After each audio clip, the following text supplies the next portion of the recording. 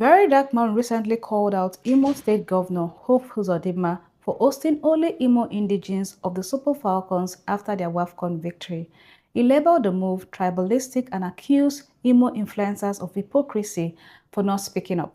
He also tied in a separate issue, Charlie Boy's name being removed from a bus stop as evidence of double standard.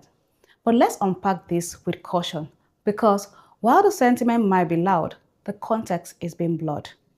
What happened in Abuja wasn't a national reception, it was a homecoming hosted at the Imo State Government Lodge, which, although not physically located in Imo, still represents the heart of the Imo people in the federal capital. This is a standard practice. It was the governor celebrating the daughters of the soil, not sidelining others. This is not exclusion, it is local pride. Every state celebrates its own. That is not bigotry, it is identity. It is part of what makes Nigeria's federal structure beautiful, not broken. It's part of our diversity. And this is not new. In Akwa Ibom State, Ekon was celebrated by Governor Moino after AFCON. In Osun as well, Super Falcons captain and colleague met Governor Adeleke.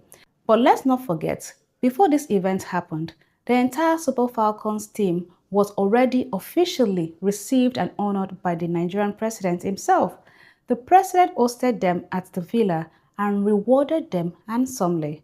Now, in political culture, once the chairman of the occasion has made a grand gesture, it becomes an unwritten protocol for others to tone down their own gestures so it doesn't look like they are trying to outshine the top office. That's not just respect, it is political survival.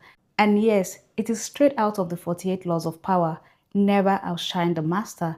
Even in fashion, let's say, when governor's wife accompanied the first lady of the federation, they often dress down, minimal jewelry, basic makeup. It is all optics and rank. So trying to compare the two is like getting mad for not being invited to a family reunion. This type of commentary without depth stirs more heat than light. It may come off as advocacy, but it's a form of subtle incitement. If we apply this standard universally, then many state governors, past and present, are also guilty. So the real question is, does it make it right? In this case, yes, because it is local recognition, not national segregation. Sometimes, in trying to define inclusion, we end up inventing division. Nigeria is complex. We are a country of many tribes, one federation.